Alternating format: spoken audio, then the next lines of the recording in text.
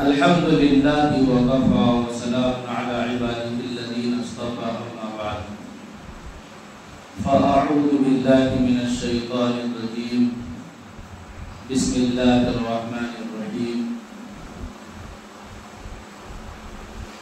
ربنا أفرغ علينا صبرا وتوفنا مسلمين صدق الله العظيم. دوستو بزرگوں، قرآن کریم کی ایک آیت کا مختصر حصہ آپ کے سامنے تلاوت کیا ہے. یہ ایک دعا ہے اور بہت عظیم دعا ہے. اس کا پس منظر یہ ہے کہ اللہ تعالیٰ نے موسیٰ علیہ السلام کو فرعون کے پاس بھیجا، اس لیے کہ فرعون نے دنیا میں سرکشی اختیار کر رہی تھی اور ظلم کی حدوں کو پار کر دیا تھا. یعنی ظلم بھی اتنا زیادہ بڑھ گیا تھا اس کا کہ اس نے معصوم بچوں کو قتل کروایا اور مسلمانوں سے، ایمان والوں سے اس طرح خدمت لیتا تھا جیسے جانوروں سے خدمت دی جاتی ہے، چوپایوں سے، گدھوں سے، کچھروں سے خدمت دی جاتی ہے. اس طرح وہ خدمات لیا کرتا تھا. بہت زیادہ ظلم و ستم وہ مسلمانوں پر کیا کرتا تھا. اللہ تعالیٰ نے اس کو ڈھیل دی، 400 سال تک اس کو ڈھیل دی. 400 سال تک اس کے سر میں درد بھی نہیں ہوا. اتنی لمبی اللہ تعالیٰ نے اس کو ڈھیل دی اور اس کے بعد بھی اللہ نے اس کی فوراً پکڑ نہیں فرمائی، بلکہ پیغمبر حضرت موسیٰ علیہ السلام کو اس کے پاس بھیجا کہ جاؤ فرعون کو سمجھاؤ اور اس کو میری یعنی اللہ کی پہچان کراؤ، اللہ کے پیغامات اس کو سناؤ، اس کو بتلاؤ، دنیا میں آنے کا مقصد سمجھاؤ. اور سب سے اہم بات کہ جو بنی اسرائیل ہیں اللہ کے بندے ہیں، مسلمان ہیں، ان مسلمانوں پر ظلم مت کر بلکہ ان مسلمانوں کو میرے حوالے کر دے، ان مسلمانوں کو میرے حوالے کر دے تاکہ میں ان کو یہاں سے لے جاؤں. کہاں لے جاؤں؟ جہاں سے یہ آئے تھے وہیں پر لے جاؤں. آپ جانتے ہیں کہ اللہ تعالیٰ نے حضرت ابراہیم علیہ السلام کو جس علاقے میں مبعوث فرمایا وہ عراق کا علاقہ تھا جہاں پر نمرود بادشاہ کی حکومت تھی. اس جگہ کا نام ہے بابل اور یہ عراق میں پڑتا ہے یہ علاقہ. وہاں پر اللہ تعالیٰ نے حضرت ابراہیم علیہ السلام کو بھیجا. ابراہیم علیہ السلام نے وقت کے بادشاہ نمرود کو دعوت دی اور بستی والوں کو بھی دعوت دی. پورا واقعہ آپ نے سن رکھا ہے کہ بالآخر انہوں نے جو ہے حضرت ابراہیم علیہ السلام کو آگ میں ڈال دیا. بہرحال جب وہ اپنی ساری کوششیں کر چکے تو وہاں سے ہجرت کر کے دوسری جگہ چلے گئے. کہاں گئے؟ ملک شام گئے. تو ملک شام میں انہوں نے رہائش اختیار کی. ابراہیم علیہ السلام کی 2 بیویاں تھیں. ایک بیوی کا نام تھا حضرت حاجرہ اور دوسری کا نام تھا سارہ. تو جو حاجرہ تھی ان کو مکہ میں آباد کیا. مکہ اس وقت چٹیل میدان تھا، وہاں پر آبادی نہیں تھی، چٹیل میدان تھا. وہاں پر آپ نے اپنی بیوی حاجرہ اور چھوٹے بچے اسماعیل کو آباد کیا اور آپ کی جو دوسری بیوی تھی جن کا نام تھا سارہ ان کو ملک شام میں آباد کیا اور ان سے ایک بیٹے تھے حضرت اسحاق، ان کو بھی وہیں پر آباد کیا. تو حضرت اسحاق علیہ السلام کے بیٹے تھے حضرت یعقوب علیہ السلام اور یعقوب علیہ السلام کے بیٹے تھے 12. انہی بیٹوں میں سے ایک بیٹے کا نام ہے حضرت یوسف علیہ السلام. بھائیوں کو حسد لے ڈوبا، یعنی بھائیوں نے اپنے بھائی یوسف سے حسد کیا، اور اس کی وجہ یہ ہے کہ یعقوب علیہ السلام کی بھی 2 بیوی تھی، تو ایک بیوی سے 10 لڑکے تھے اور ایک بیوی سے دو لڑکے تھے، تو جو 10 لڑکے بیوی سے تھے وہ 10 لڑکے ان دونوں بھائیوں سے حسد کرتے تھے، یوسف اور ان کے بھائی بنیامین سے۔ یوسف علیہ السلام نے خواب دیکھا تھا کہ چاند سورج ستارے مجھے سجدہ کرنا ہے، یہ خواب انہوں نے اپنے ابا کو بتایا، ابا نبی تھے، وہ سمجھ گئے کہ آگے چل کر میرا یہ بچہ یوسف یہ بھی نبی بنے گا، تو انہوں نے کہا کہ بیٹا یہ خواب اپنے بھائیوں کو مت بتانا، اس لیے کہ وہ بھی پھر حسد کرنے لگیں گے، اور حسد تو تھا، حسد اور بڑھ جائے گا، اور حسد میں ہو سکتا ہے تمہیں نقصان پہنچا دے، اس لیے روک دیا خواب مت بتانا۔ لیکن اس خواب کے بعد حضرت یعقوب علیہ السلام کی محبت اپنے بیٹے یوسف سے زیادہ بڑھ گئی، ایک تو چھوٹے بھی تھے، دوسرا ایک ہونے والے نبی تھے، اس لیے محبت بڑھ گئی۔ تو اس محبت کو جو 10 بھائی تھے وہ برداشت نہیں کر پا رہے تھے، ایک دن جنگل میں لے گئے اور کنویں میں ڈال دیا، اور ابا سے آ کر کہہ دیا کہ اس کو تو بھیڑیا اٹھا کر لے گیا، تفصیلی واقعہ ہے۔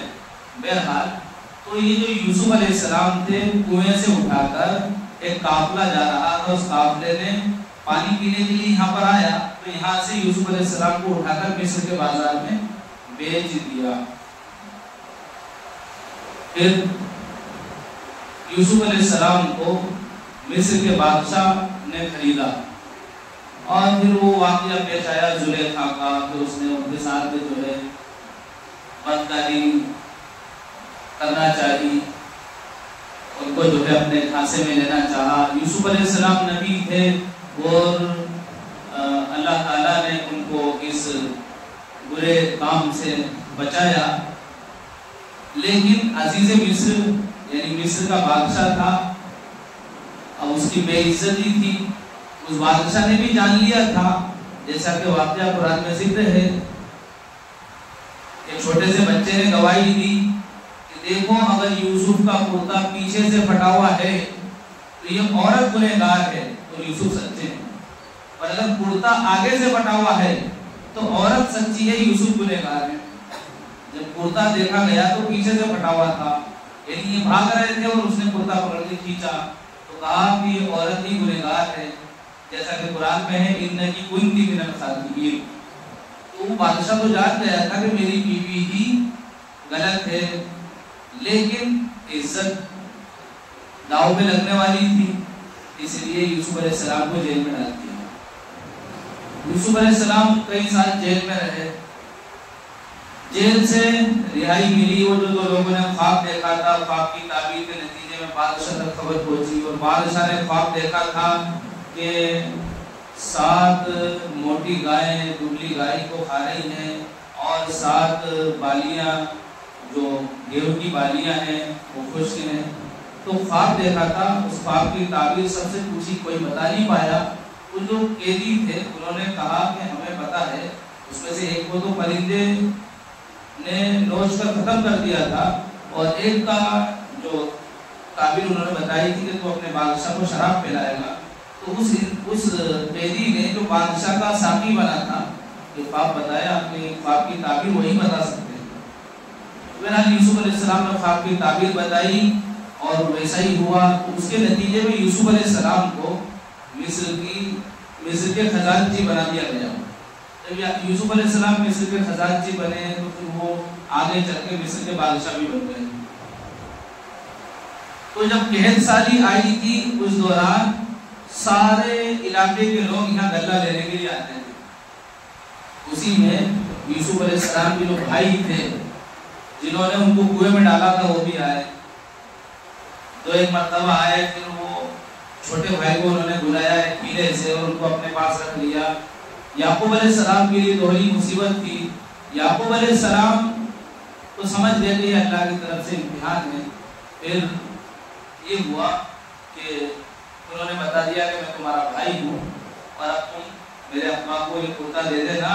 ان کی جو بینائی رونے کی وجہ سے ختم ہو گئی ہے واپس لوٹ آئے گی اور اپنے ابا کو لے کر میرے پاس آ جاؤ. تو یہ سارا قافلہ یعقوب علیہ السلام اور ان کے بیٹے اور ان کے خاندان والے سب کہاں گئے؟ مصر آ گئے. اور مصر میں آگے چل کر فرعون ظالم کیا بنا؟ بادشاہ بنا. تو کئی سال تک ظلم کرتا رہا. پھر بعد میں اللہ تعالیٰ نے موسیٰ علیہ السلام کو بھیجا تو موسیٰ علیہ السلام نے فرمایا فَأَرْسِلْ مَعِيَ بَنِي إِسْرَائِيلَ کہ فرعون میرے ساتھ بنی اسرائیل کو بھیج دے. اس لیے کہ یہ اللہ کے بندے ہیں اور کسی بھی انسان کو کسی پر ظلم کرنے کا کوئی حق نہیں ہے. انسان سب برابر ہیں. بہرحال فرعون نے انکار کر دیا, بھیجنے سے انکار کر دیا. تو یہ جو بھیجنے کی تفصیل تھی اس کو میں نے آپ کے سامنے ذکر کیا ہے کہ موسیٰ علیہ السلام کہاں لے جانے کے لیے آئے تھے؟ تو اپنے وطن لے جانے کے لیے آئے تھے کہ جہاں سے یہ آئے ہیں کنعان سے, یہ کنعان واپس چلے جائیں. اور کنعان کہاں پڑتا ہے؟ شام کے علاقے میں پڑتا ہے, جہاں پر ابراہیم علیہ السلام نے اپنے بیٹے اسحاق اور اپنی بیوی سارہ کو آباد کیا تھا. تو کہا ان کو میں وہیں پر لے جاتا ہوں لیکن یہاں پر ظلم مت کر. فرعون نے نہیں سنی بلکہ کہا تو کوئی نشانی لے کر آیا ہو تو بتا مجھے, اس سے مجھے یقین آ جائے کہ تو واقعی نبی ہے. تو موسیٰ علیہ السلام نے اپنی عصا کو زمین پر ڈالا, وہ اژدھا بن گیا. اور قرآن نے اس کو ثعبان مبین کے لفظ سے ذکر کیا, ایسا اژدھا جس میں کوئی شک نہیں, حقیقت میں آنکھوں سے سچی دیکھا ان لوگوں نے.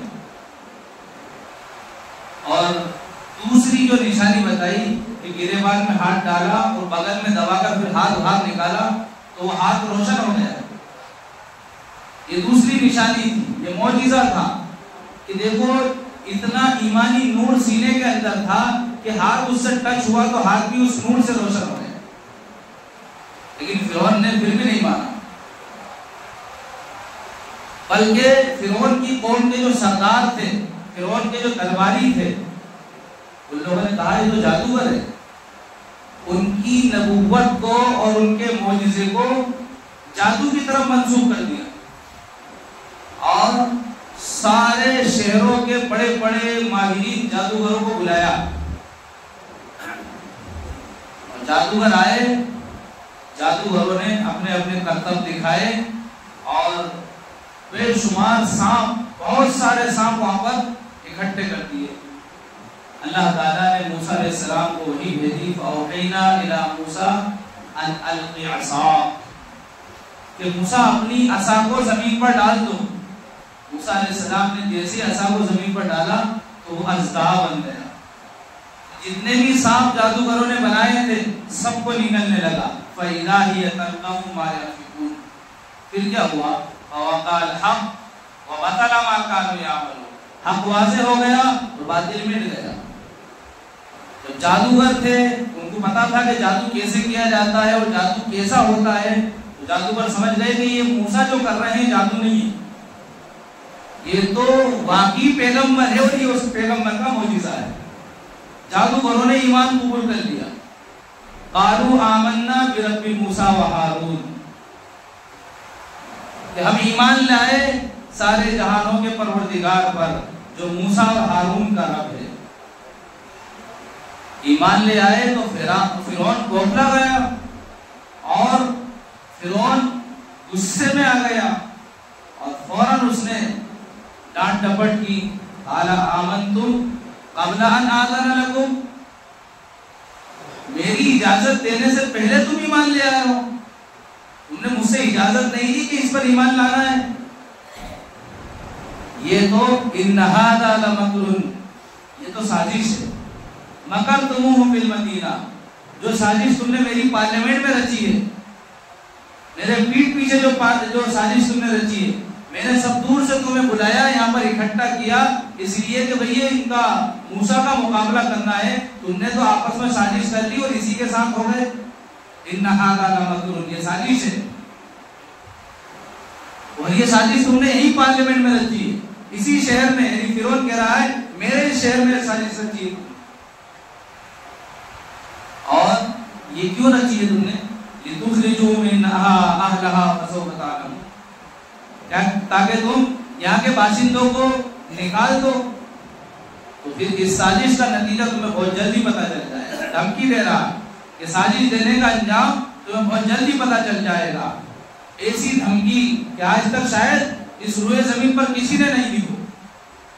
فرعون نے کہا لَأُقَطِّعَنَّ أَيْدِيَكُمْ وَأَرْجُلَكُمْ مِنْ خِلَافٍ، میں تمہارے ہاتھ پیر کاٹ دوں گا مخالف سمت سے، کہ سیدھا ہاتھ کاٹوں گا تو الٹا پیر کاٹوں گا، اور الٹا ہاتھ کاٹا ہے تو سیدھا پیر کاٹوں گا، مخالف سمت سے تمہارے ہاتھ پیر کاٹ دوں گا، تاکہ تم زندہ تو رہو لیکن گھسکتے رہو۔ اگر ایک ہی طرف سے انسان کا ہاتھ پیر کاٹ دیا جائے تو ختم ہو گیا ہو، نہ چل بھی نہیں پائے گا۔ ایک ہاتھ کٹا ہے، ایک پیر کٹا ہے، تو ادھر کا ہاتھ اور ادھر کا ہاتھ دونوں ہاتھ سے چل جائے گا، ادھر کا ہاتھ ہو جائے گا اور ادھر کا پیر ہو جائے گا، اس طرح چل لے گا۔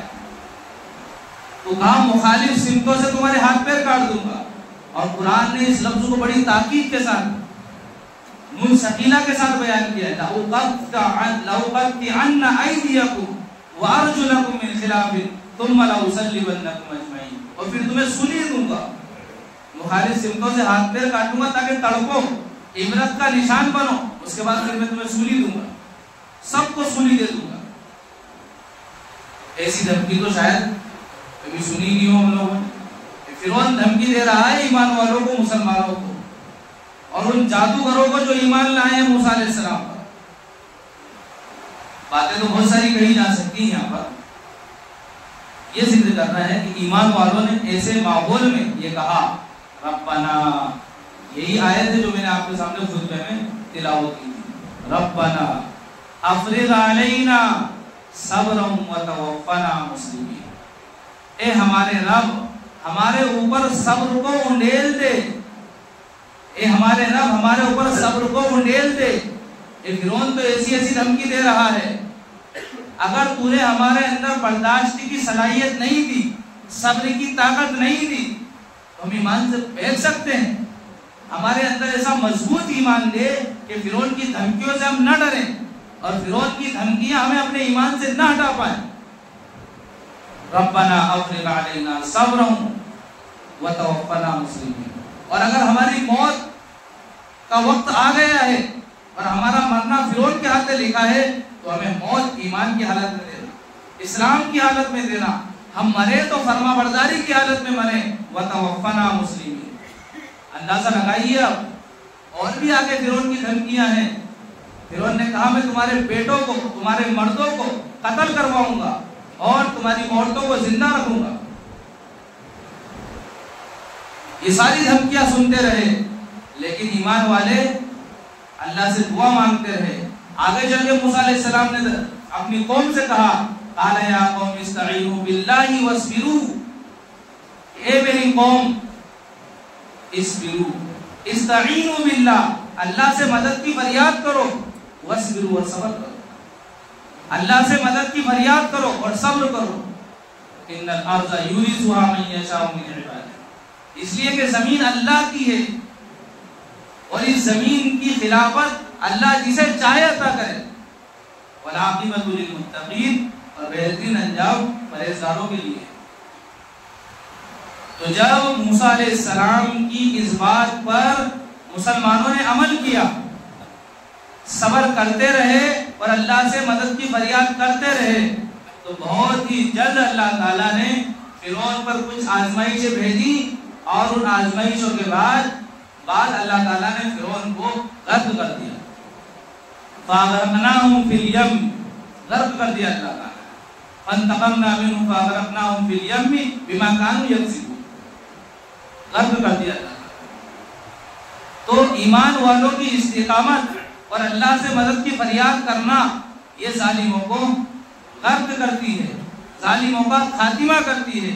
اگر ایمان والے اللہ سے مدد کی فریاد نہ کریں اور صبر کا دامن نہ اپنائیں، تو پھر ایمان والے کامیاب نہیں ہو سکتے، پھر تو ظالم ہی کو کامیاب ہونا ہے۔ کیوں؟ اس لیے کہ ضابطہ اللہ کا یہ ہے اللہ آزمائشیں بھیجتا ہے، حالات بھیجتا ہے، پریشانیاں بھیجتا ہے، مصیبتیں بھیجتا ہے، اس لیے کہ میرے بندے میری طرف لوٹ آئیں۔ اگر اللہ کے بندے اللہ کی طرف لوٹ آتے ہیں، اللہ سے صلح کر لیتے ہیں اور اللہ کو راضی کر لیتے ہیں، اور جس مقصد کے لیے اللہ نے دنیا میں بھیجا ہے اس مقصد پر اپنی زندگی کو لگا دیتے ہیں، تو پھر اللہ تعالیٰ ظالموں کا خاتمہ کر دیتا ہے۔ فرعون کو اور اس کے لشکر کو اللہ تعالیٰ نے غرق کر دیا، ڈبو دیا دریا کے اندر، اور ایمان والوں کو نجات دی۔ وَجَاوَزْنَا بِبَنِي إِسْرَائِيلَ الْبَحْرَ فَأَتَوْا عَلَىٰ قَوْمٍ يَعْكُفُونَ عَلَىٰ أَصْنَامٍ لَهُمْ۔ یہ اللہ تعالیٰ اس آیت میں بتا رہے وہ جاوزنا، ہم نے پار لگا دیا، بنی اسرائیل، بنی اسرائیل کو گہرے فرعون کو ڈبا دیا، اور بنی اسرائیل کو یعنی ایمان والوں کو پار لگا دیا، ڈوبنے نہیں دیا۔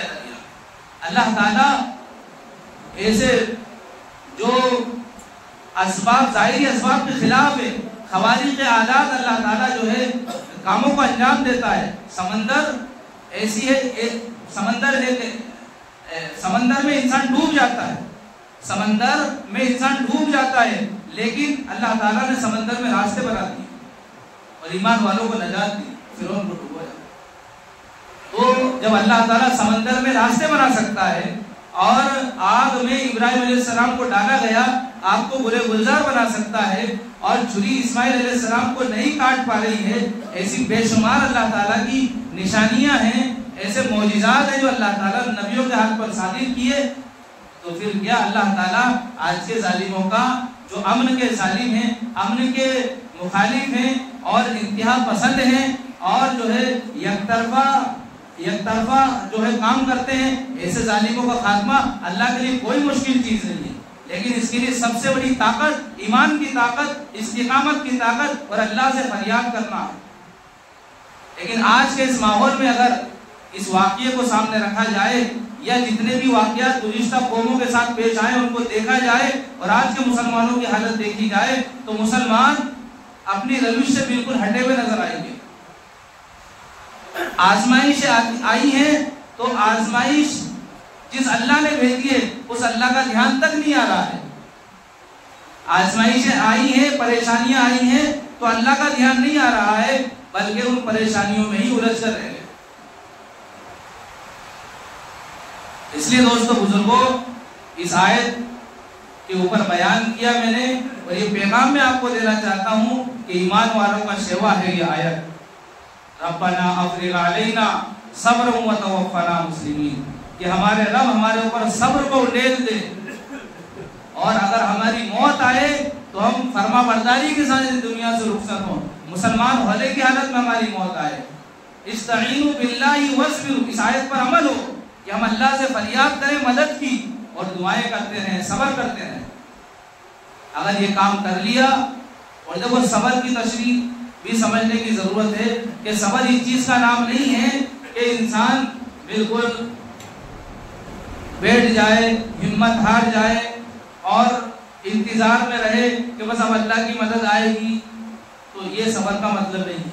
صبر کا مطلب یہ ہے کہ حالات سے نکلنے کی کوششیں کرتا رہے اور محنتیں کرتا رہے، اور اس میں جو مصیبتیں آئیں، جو پریشانیاں آئیں، ان پر صبر کرتا رہے۔